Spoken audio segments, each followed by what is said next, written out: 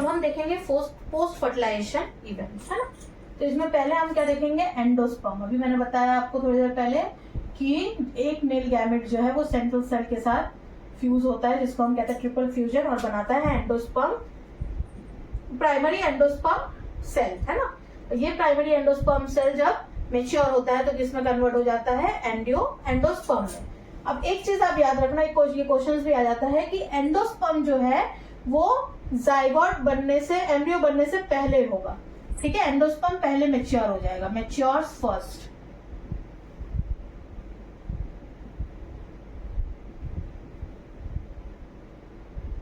Embryo से पहले mature हो जाएगा। क्यों होगा, क्या किसी को समझ पता है क्यों होगा?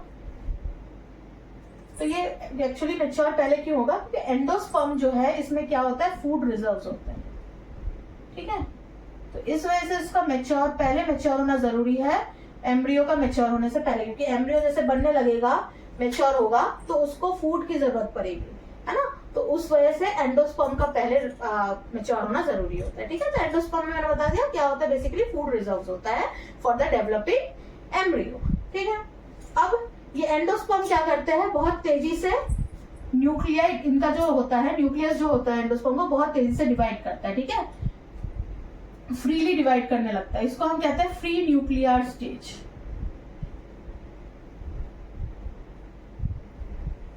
तो बेसिकली एंडोस्पर्म का पहले क्या होगा, सिर्फ न्यूक्लियस बहुत तेजी से डिवाइड करने लगेगा, ठीक है, इसको फ्री न्यूक्लियर स्टेज कहते हैं। फिर धीरे धीरे क्या होगा कि इसका सेल्यूलर स्टेज आएगा, सेल्यूलर एंडोस्पर्म या सेल्यूलर स्टेज।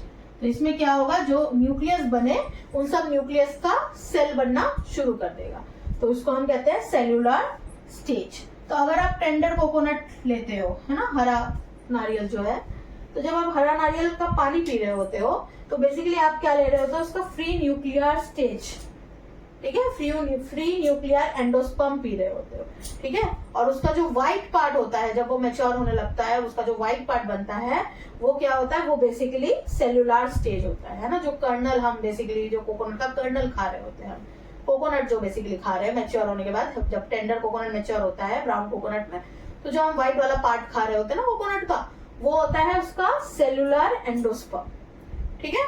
और जो पानी है होता है उसका, वो फ्री न्यूक्लियर स्टेज होता है, उसका फ्री न्यूक्लियर एंडोस्पर्म होता है, ठीक है। तो कई सारे सीड्स होते हैं जिसमें एंडोस्पर्म जो है वो एम्ब्रियो बनते बनते ही खत्म हो जाता है, ठीक है। और कई सारे सीड्स ऐसे होते हैं जिनका एंडोस्पर्म परसिस्ट करता है, और वो कब यूज होता है, जब वो सीड जर्मिनेट कर रहा होता है, ठीक है। तो ये हो गया एंडोस्पर्म की बात, ठीक है, क्लियर हो गया सबको। नेक्स्ट टॉपिक देखते हैं। नेक्स्ट टॉपिक है हमारा एम्ब्रियो, है ना।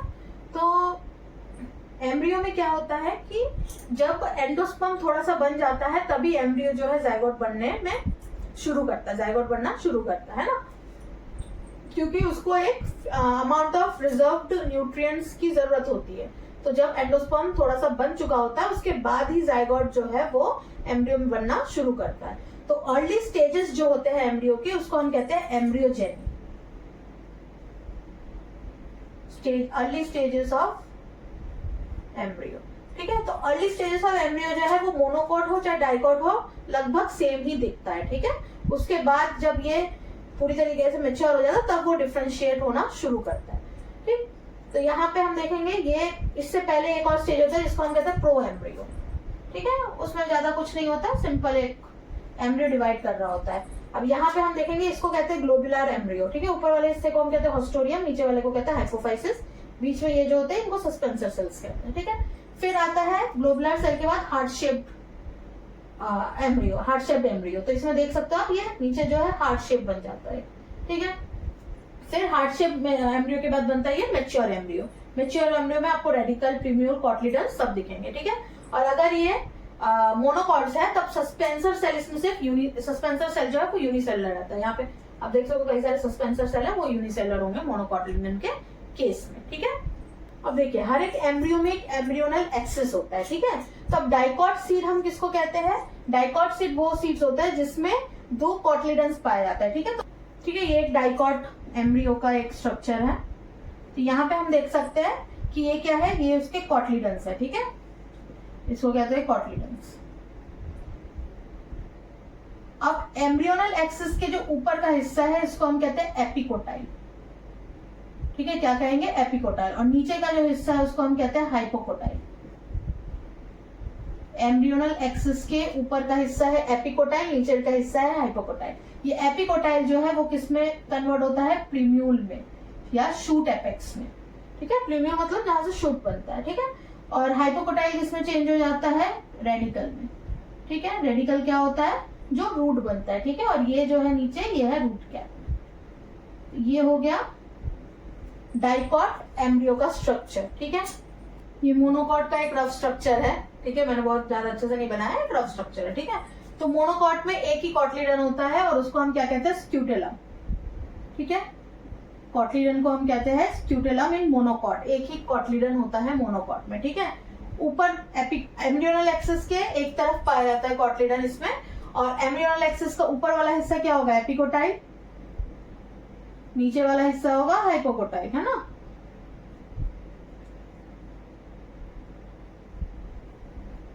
ये है रेडिकल, ये है रूट कैप।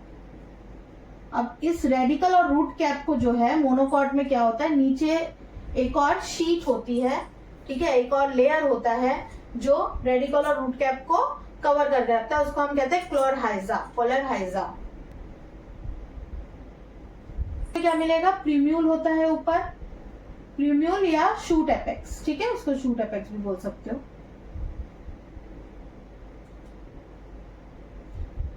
इसके ऊपर भी एक लेयर होती है जो इसको प्रोटेक्ट करके रखता है, वो होता है कोलियोप्टाइल, ठीक है। तो ये है आपका मोनोकॉट का स्ट्रक्चर। समझ में आ गया डाइकॉट और मोनोकॉट में डिफरेंस क्या होता है, ठीक है। डाइकॉट में 2 कॉटलीडन होंगे, मोनोकॉट में एक ही कॉटलीडन होता है जो एम्ब्रियोनल एक्सिस के एक साइड में होता है, उसका नाम है स्क्यूटेलम, ठीक है। दोनों में ही एपिकोटाइल और हाइपोकोटाइल होगा, ऊपर वाला एपिकोटाइल, नीचे हाइपोकोटाइल।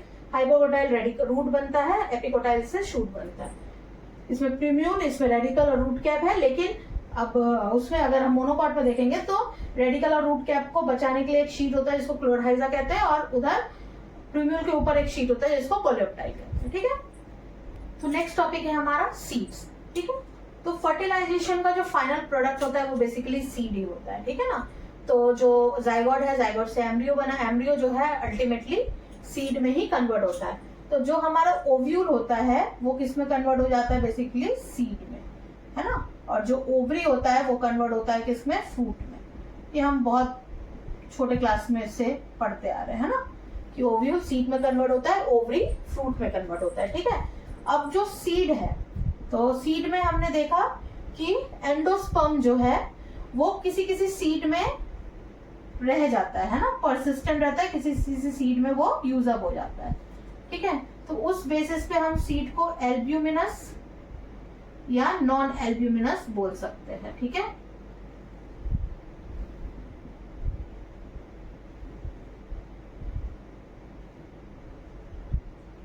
अब एल्ब्यूमिनस का मतलब क्या हुआ कि यहाँ पे एंडोस्पर्म परसिस्ट है,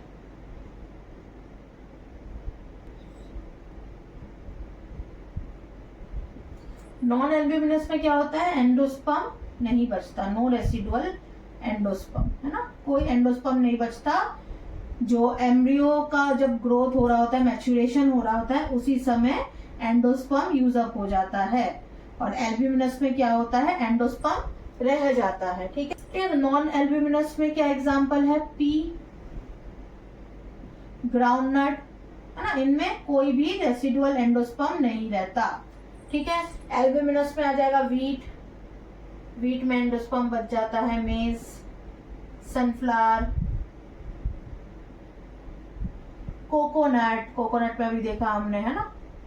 इन सब में क्या होता है कि एंडोस्पर्म रह जाते हैं, इसको हम कहते हैं एल्ब्यूमिनस सीड। और जिसमें नहीं रहते उनको कहते हैं नॉन एल्ब्यूमिनस सीड। किसी किसी सीड में क्या होता है कि जो न्यूसिलस हमने देखा था, याद है एम्ब्रियो सैक में हमने न्यूसिलस देखा था, तो उसके भी रेमनेंट्स रह जाते हैं न्यूसिलस के।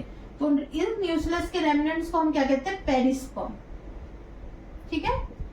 तो किसी किसी सीड में जो है पेरिस्पर्म रह जाता है, मतलब न्यूसिलस का कुछ रेसिडुअल हिस्सा रह जाता है। जैसे एग्जांपल है ब्लैक पेपर, है ना। ब्लैक पेपर में जो है, ब्लैक पेपर में हमारे म्यूसिलस का रेमनेंट्स रह जाता है, ठीक है। उसके अलावा बीट रूट पे भी रह जाता है, ठीक है। ये हो गया हमारा सीड और सीड का टाइप, ठीक है। अब जो सीड है, सीड में ओव्यूल में याद है हमने देखा था क्या, इंटीग्यूमेंट, है ना। ओव्यूल के स्ट्रक्चर में हमने देखा था ये इंटीग्यूमेंट्स के बारे में। तो ये इंटीग्यूमेंट बेसिकली क्या है, ये इंटीग्यूमेंट चेंज हो जाता है किसमें, सीड कोट में, ठीक है। सीड के बाहर जो कोट होती है उसको कहते हैं इंटीग्यूमेंट। जब छोले या छोले हो गया, राजमा हो गया या चने हो गए, उसको जब आप भिगाते हो ऊपर से छिलका निकलता है ना भीगने, जब वो फूल जाता है तो वो बेसिकली क्या है, सीड कोट है। वो सीड कोट कहां से बना, जो इंटीग्यूमेंट्स था वो सीड कोट में ट्रांसफॉर्म हो गया, ठीक है। तो वो होते हैं सीड कोट। अब ये सीड्स क्या करते हैं, जब ये सीड मेच्योर हो जाता है ना, तो इसका जो मॉइस्चर कंटेंट वो 10 से 15% घट जाता है, ठीक है। उस मॉइस्चर कंटेंट के घटने से क्या होता है, वो डिहाइड्रेट हो जाता है और क्या होता है, वो डॉर्मेंट स्टेज में पहुंच जाता है, ठीक है। और इस स्टेज को हम क्या कहते हैं, डॉर्मेंस, इस स्टेट को हम कहते हैं डॉर्मेंसी। वो अपने डॉर्मेंट स्टेज में पहुंच जाता है, जिसमें उसकी जो भी मेटाबॉलिक एक्टिविटी है वो सब बंद हो जाती है, ठीक है। मेटाबॉलिक एक्टिविटी बंद हो जाती है,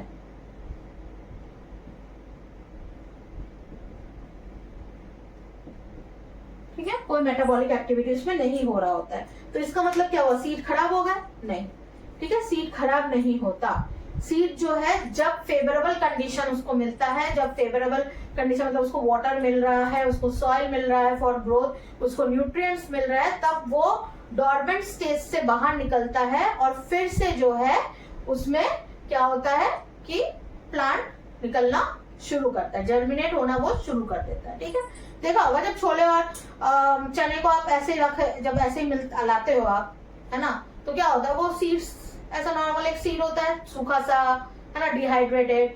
जब उसको जब भिगो के रखते हो पूरा रात भर, ठीक है, वो फूल जाता है, ठीक है।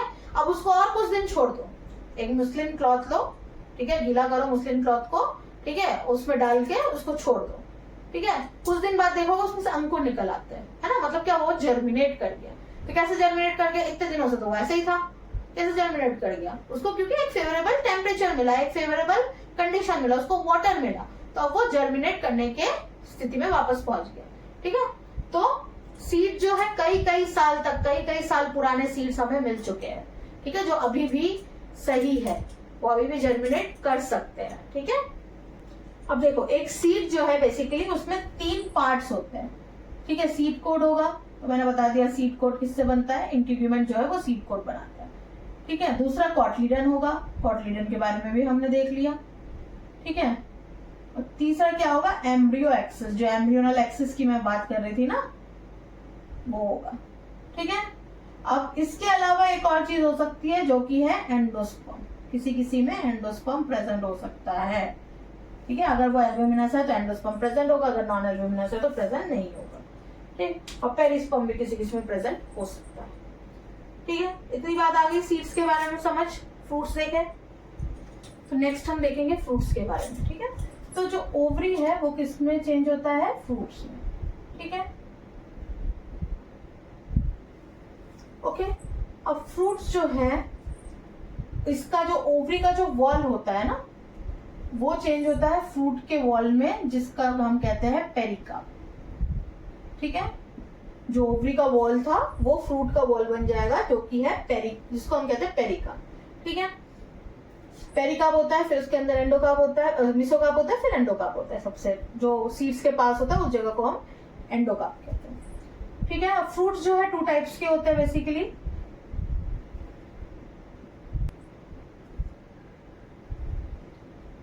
फ्रूट्स 2 टाइप्स के होते हैं, फ्लैशी एंड ड्राई, है ना। फ्लैशी मतलब जिसमें फ्लैश होता है, थोड़ा सा खाते हैं हम, जैसे गुआवा है, ठीक है, स्ट्रॉबेरी है, मैंगो है, ठीक है, ये सब क्या है, फ्लैशी फ्रूट्स है, ठीक है। ड्राई में क्या आ जाता है, ग्राउंडनट है, इनमें क्या होता है, फ्लैश नहीं होता कोई, ये ड्राई सा होता है। मस्टर्ड है, ये सब ड्राई फ्रूट्स में आते हैं, ठीक है। अब इसके अलावा भी एक और फ्रूट का टाइप है या क्लासिफिकेशन है, जो कि है फॉल्स फ्रूट और ट्रू फ्रूट। ठीक है, तो बेसिकली फॉल्स और ट्रू फ्रूट क्या होता है कि आपको पता है जब ओव्यूल सीड बनता है और ओवरी जब फ्रूट बनता है बेसिकली। ठीक है, तो क्या होता है जो बाकी के पार्ट्स होते हैं ना फ्लावर्स के, वो विदर आउट हो जाते हैं। ठीक है, वो सूख जाता है और निकल जाता है। लेकिन कभी कभी क्या होता है ये जो अदर पार्ट्स है वो भी फ्रूट फॉर्मेशन में लग जाता है, वो भी फ्रूट फॉर्म कर लेते हैं। ठीक है, तब ऐसे फ्रूट्स को हम क्या कहते हैं, फॉल्स फ्रूट। ठीक है, जैसे कि एप्पल, इसमें थैलेमस आ जाता है, कैश्यू, स्ट्रॉबेरी, इनमें क्या होता है थैलेमस जो है वो भी फ्रूट फॉर्मेशन कर लेता है। ठीक है, और ट्रू फ्रूट में क्या होता है ये सीधे ओवरी से ही बनता है, सिर्फ और सिर्फ ओवरी से। तो ज्यादातर फ्रूट जो है वो ट्रू फ्रूट्स ही होते हैं, जैसे गुआवा है, मैंगो है, ये सब ट्रू फ्रूट्स है। ठीक है, ओके, याद रहेगा फॉल्स फ्रूट और ट्रू फ्रूट के बारे में। अब एक और तरीके का फ्रूट होता है जिसको हम कहते हैं पार्थेनोकार्पिक फ्रूट।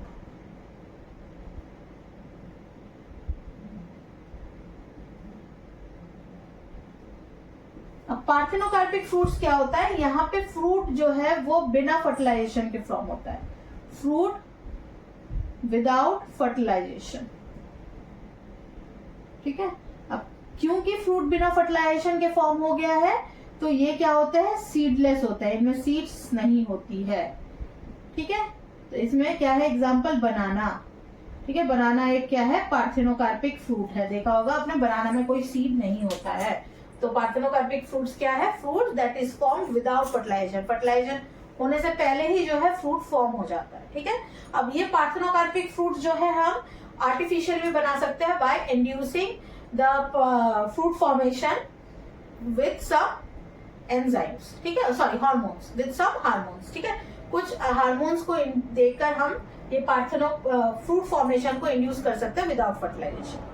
ठीक है, growth hormones, basically growth hormones हम प्रोवाइड करते हैं for inducing fruit formation without fertilization. ठीक है, पार्थेनोकार्पिक फ्रूट बनाने के लिए हम ग्रोथ हार्मोन अलग से उसमें प्रोवाइड करते हैं। ठीक है, इन बनाना जो है नेचुरली एक पार्थेनोकार्पिक फ्रूट। ठीक है, this is all for fruit. ठीक है, अब देखते हैं नेक्स्ट टॉपिक, एपोमिक्सिस और पॉलीएम्ब्रियोनी। ये क्या है, apomixis is the seed formation without fertilization. ठीक है, फूड फॉर्मेशन विदाउट फर्टिलाइजेशन क्या था, पार्थेनोकार्पी, और सीड फॉर्मेशन विदाउट फर्टिलाइजेशन क्या है, एपोमिक्सिस। ठीक है, ये हम कह सकते हैं एक तरीके का एसेक्सुअल रिप्रोडक्शन है। It is a type of asexual reproduction that mimics sexual reproduction. कैसे, यहां पे क्या फॉर्म हो रहा है, सीड फॉर्म हो रहा है, और seed is the product of a sexual reproduction, है ना। जब सेक्सुअल रिप्रोडक्शन होता है, मेल और फीमेल गैमीट फ्यूज होते हैं, तभी जो है ओव्यूल जो है वो सीड में कन्वर्ट होता है ना, एम्ब्रियो जो है वो सीड बनता है। लेकिन यहाँ पे क्या हो रहा है, सेक्सुअल रिप्रोडक्शन को ये मिमिक किया जा रहा है, क्योंकि फर्टिलाइजेशन नहीं हो रहा, तो ये सेक्सुअल रिप्रोडक्शन है, फर्टिलाइजेशन नहीं हो रहा, तो लेकिन सीड भी बन रहा है जो कि सेक्सुअल रिप्रोडक्शन का पार्ट है। तो ये एक एसेक्सुअल रिप्रोडक्शन है जो सेक्सुअल रिप्रोडक्शन को मिमिक करता है, इसको हम कहते हैं एपोमिक्सिस। और ऐसे सीड्स को हम क्या कहते हैं, एपोमिक्टिक सीड्स। इसमें कोई जेनेटिक वेरिएशन नहीं आता है क्योंकि सीड्स में कोई फर्टिलाइजेशन ही नहीं हुआ। ठीक है, कोई मेल गैमेट आया ही नहीं, तो कुछ यहाँ पे क्रॉस ओवर एलील्स का, जीन्स का कोई क्रॉस ओवर सेग्रीगेशन कुछ नहीं हुआ। ठीक है, तभी इसमें क्या होता है, जेनेटिक वेरिएशन नहीं होती है। अब होता कैसे है क्या कि जो हमारा एक्स सेल है ना, वो कभी कभी क्या होता है कि वो हैप्लॉइड बनता ही नहीं है, वो डिप्लॉइड स्टेज में ही रह जाता है और सीधा वो सीड फॉर्म कर जाता है। ठीक है, तो जब वो डिप्लॉइड स्टेज में होता है तो वो सीड फॉर्म कर ही सकता है, seed is a diploid thing, तो उस वजह से एपोमिक्सिस बनता है। अब कुछ स्पीसीज ऐसे होते हैं जिसमें क्या होता है, जो न्यूक्लियर वाला पार्ट देखा था हमने एम्ब्रियो सेक में, वो प्रोट्रूड कर जाता है एम्ब्रियो सेक के अंदर। ठीक है, और एक्स सेल के साथ जाके जुड़ जाता है। अब उसकी वजह से क्या होता है, एक से ज्यादा एम्ब्रियो वहां प्रोड्यूस होता है। ठीक है, इसमें क्या होता है, पॉली मतलब मैनी, एम्ब्रियोनी मतलब एम्ब्रियो, ठीक है। एक से ज्यादा एम्ब्रियो प्रोड्यूस होंगे मतलब क्या होगा, एक से ज्यादा सीड्स प्रोड्यूस होंगे। तो ये बेसिकली क्या होता है, सिट्रस प्लांट्स में, सिट्रस फ्रूट्स में पाया जाता है, ठीक है, कि पॉलीएम्ब्रियोनी हमें सिट्रिक फ्रूट्स में बहुत ज्यादा पाया जाता है। तो ये तो हो गया एपोमिक्सिस एंड पॉलीएम्ब्रियोनी। अब आपने देखा होगा आजकल हमारे एग्रीकल्चर इंडस्ट्री में हम हाइब्रिड सीड्स बहुत यूज हो रहे हैं ना, हाइब्रिड हम फ्रूट्स या वेजिटेबल्स बहुत खा भी रहे हैं। बहुत ज्यादा एक्सपेंसिव भी होता है ये हाइब्रिड जो है, देसी वाले वेजिटेबल्स से या देसी वाले फल से हाइब्रिड वाला थोड़ा एक्सपेंसिव होता है। क्यों होता है ऐसा, क्योंकि हाइब्रिड सीड्स जो है वो हमें हर साल खरीदना पड़ता है। हम जो है हाइब्रिड सीड्स से बने प्लांट्स के सीड्स को यूज नहीं कर सकते to grow again hybrid plants. अब क्यों नहीं कर सकते, क्योंकि इनहेरिटेंस का एक लॉ है, लॉ ऑफ सेग्रीगेशन, ठीक है। तो हमने हाइब्रिड सीड्स को बोया, उसमें से प्लांट निकला, फिर उसका फर्टिलाइजेशन होगा, मतलब दूसरे प्लांट से जो है पॉलन ग्रेन आएगा, वो स्टिग्मा पे गिरेगा, फर्टिलाइजेशन होगा, फिर सीड्स बनेंगे, है ना। अब यहाँ पे क्या हुआ कि एक अलग जीन आया, ठीक है ना, एक अलग जेनेटिक कंपोनेंट जो है वहां पे इंट्रोड्यूस हो गया, ठीक है। उसकी वजह से क्या हुआ, वहां पे फर्टिलाइजेशन हुआ, फर्टिलाइजेशन की वजह से क्या हुआ, वहां पे अलग अलग तरीके के जेनेटिक कॉम्बिनेशंस हुए, ठीक है। जब भी कोई फर्टिलाइजेशन होगा तो वहां पे जेनेटिक कॉम्बिनेशंस तो होंगे, ठीक है। वहां पे जो है आपका क्रॉसिंग ओवर होगा, वहां पे आपका जो है क्या बोलते हैं सेग्रीगेशन होगा, हर तरीके की चीजें उसमें हो रही है, ठीक। तो अब इस चीज की वजह से क्या हो रहा है कि वहां पे जेनेटिक वेरिएशन आ जा रहा है। अब जो प्लांट्स के जो उस हाइब्रिड प्लांट्स के जो फ्रूट्स बने, वो हाइब्रिड फ्रूट्स तो बने, लेकिन उनके जो सीड्स है ना, उसमें कुछ जेनेटिक वेरिएशंस आ गए। अब उस सीड्स को हम अगर फिर से सो करेंगे तो हमें हो सकता है उस तरीके का हाइब्रिड प्रोडक्ट नहीं मिलेगा। तो इस वजह से फार्मर्स को जो है हाइब्रिड सीड्स हर साल खरीदना पड़ता है। इसी वजह से हाइब्रिड जो फ्रूट्स या वेजिटेबल्स होता है उसका प्राइसेस भी थोड़ा एक्सपेंसिव होता है। तो अब इस चीज के लिए हम क्या कर सकते हैं कि एपोमिक्टिक सीड्स का यूज कर सकते हैं, है ना। अगर हम एपोमिक्टिक सीड्स यूज कर रहे हैं तो क्या होगा, सीड्स जो है वो बिना फर्टिलाइजेशन के जो है वो सीड बन जाएगा। ओव्यूल जो है बेसिकली वो बिना फर्टिलाइजेशन के सीड बन जाएगा, है ना। तो वहां फर्टिलाइजेशन होने की जरूरत ही नहीं है सीड बनने के लिए। तो जब फर्टिलाइजेशन हो ही नहीं रहा तो कोई क्रॉसिंग ओवर हो ही नहीं रहा, कोई सेग्रीगेशन हो ही नहीं रहा जीन का, तो फिर क्या होगा कि जो हमारा हाइब्रिड जो हमने बोया था सीड्स, और जो सीड्स बने है ना फ्रूट्स में, वो सेम ही होंगे, ठीक है। तो उसको हम दोबारा से यूज कर सकते हैं। तो इसी वजह से एपोमिक्टिक सीड्स के ऊपर अभी बहुत ज्यादा रिसर्च चल रहा है कि हम कैसे इसको एग्रीकल्चर इंडस्ट्री में यूज कर सकते हैं, ठीक है। तो this is all for apomixis and polyembryony. कुछ क्वेश्चन सॉल्व कर लेते हैं। क्वेश्चन है, is it possible for a cleistogamous flower to perform geitonogamy? बताइए इसका आंसर क्या होगा। क्लिस्टोगैमस फ्लावर का मतलब मैंने क्या बताया था, जो क्लोज होता है ना, क्लिस्टोगैमस मतलब क्लोज। तो क्लोज फ्लावर्स में कभी भी जीनोगैमी नहीं हो सकता, आंसर होगा नो। इसमें सिर्फ और सिर्फ, इसमें गिप्नोगैमी भी नहीं हो सकता, इसमें सिर्फ और सिर्फ क्या होता है, ऑटोगैमी। सेकेंड है, after double fertilization if the egg cell is haploid, what is the ploidy of PEN, मतलब प्राइमरी एंडोस्पर्म न्यूक्लियस, है ना। तो अब यहाँ पे कंफ्यूज मत हो जाना कि एग सेल दिया है हैप्लॉइड, ठीक है, लेकिन पूछा तो PEN है ना, सेंट्रल सेल नहीं पूछा है, तो ये याद रखना। तो इसका आंसर क्या होगा, 3N, है ना, ट्रिप्लॉइड है इसका प्लॉइडी। थर्ड क्वेश्चन है, which part of coconut plant are you consuming when you drink coconut water? तो कौन सा पार्ट आप कंज्यूम कर रहे हैं जब कोकोनट वाटर ड्रिंक कर रहे हैं? तो फ्री न्यूक्लियर एंडोस्पर्म,